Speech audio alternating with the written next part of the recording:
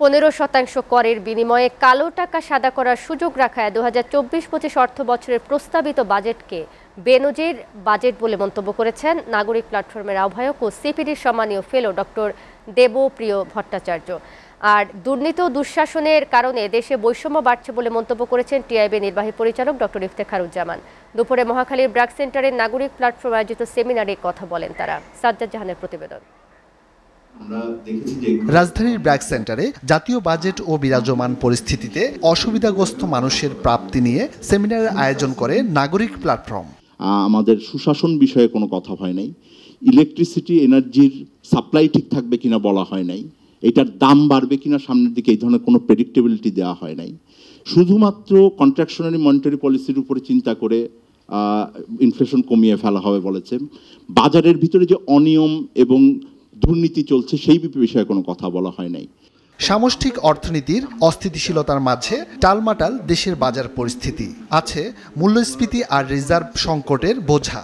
নাগরিক প্ল্যাটফর্ম মনে করে অসুবিধাগ্রস্ত মানুষের জন্য পর্যাপ্ত উদ্যোগ নেই বাজেটে, আর বরাদ্দে রাজনৈতিক প্রভাব থাকায় এর সুষম বন্টন নিয়ে সংশয় প্রকাশ করেন বক্তারা। বাজেটে স্বাস্থ্য খাত নিয়ে 11টা অনুচ্ছেদ আছে, তার মধ্যে সবই আমি দেখলাম পরিতৃপ্তির ঢেকুর, ঠিক দিক নির্দেশনামূলক কিছু নাই। তাহলে গবেষণার ফলাফলকে আমরা বাজেটের মধ্যে রিফ্লেক্ট করছি না কেন? আমরা বাজেটকে এখনো মনে করছি সম্পূর্ণ বরাদ্দের হিসাব, স্ট্র্যাটেজিক গেম না। বাজেট হচ্ছে একটা ইকোনমির, আমার কাছে মনে হয়, strategic game. With or without LDC graduation আমার ডেস্টিনেশন মার্কেটে যে ধরনের রিকোয়ারমেন্ট চেঞ্জ হচ্ছে সেগুলোকে হেল্প করার কোনো কিছুই আমরা বাজেটে দেখি। বাজেটকে উচ্চাবিলাসী উল্লেখ করে টিআইবির নির্বাহী পরিচালক ডক্টর ইফতেখারুজ্জামান বলেন, দুর্নীতিবাজদের উৎসাহিত করা হয়েছে বাজেটে। যাদের বিরুদ্ধে দুর্নীতির অভিযোগ উত্থাপিত হচ্ছে এবং খুব লম্ফঝম্প করে তদন্ত করা হচ্ছে, তারা যদি আগামীকাল বলে যে আপনি কোন অধিকারে কোন আইনের উপর ভিত্তি করে আমাকে তদন্ত করবেন, কারণ আমার তো এই 2024-এর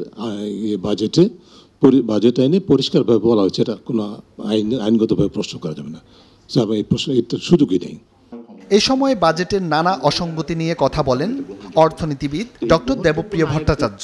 শিক্ষায় কিছুটা বরাদ্দ বাড়লেও গবেষণা আর প্রশিক্ষণে বরাদ্দ নেই বলে হতাশা প্রকাশ করেন তিনি।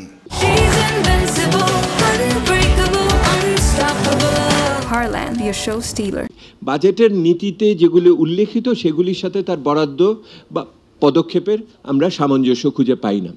আর শেষ হলো, যেই বিষয়টি করা হয় সেটাতে আমরা দেখেছি অভিজ্ঞতাতে যে বরাদ্দর সাথে বাস্তবায়নের ক্ষেত্রে যে বড় ধরনের বৈপরীত্য রয়ে গেছে। এখানে পিছিয়ে পড়া মানুষের অভিজ্ঞতা উপকারে বেশি লাগে, সেইখানে আপনার বাস্তবায়নের ক্ষেত্রে অসুবিধা। এ সময় পিছিয়ে পড়া জনগোষ্ঠীর জন্য বাজেট বরাদ্দ নিয়ে রাজনৈতিক প্রতারণা বন্ধ করে ন্যায্যতা প্রতিষ্ঠার আহ্বান জানান বক্তারা। যে সমস্যা সেটা হলো পাওয়ার অ্যান্ড পলিটিক্স। ওই পাওয়ার, ওই ক্ষমতা এবং রাজনীতি, ক্ষমতা তার প্রয়োগ যে রাজনীতির মাধ্যমে হচ্ছে সেটা নিঃসন্দেহে আমার পিছিয়ে থাকা মানুষের পক্ষে যাচ্ছে না। সাজ্জাদ জাহান, এসএটিভি, ঢাকা।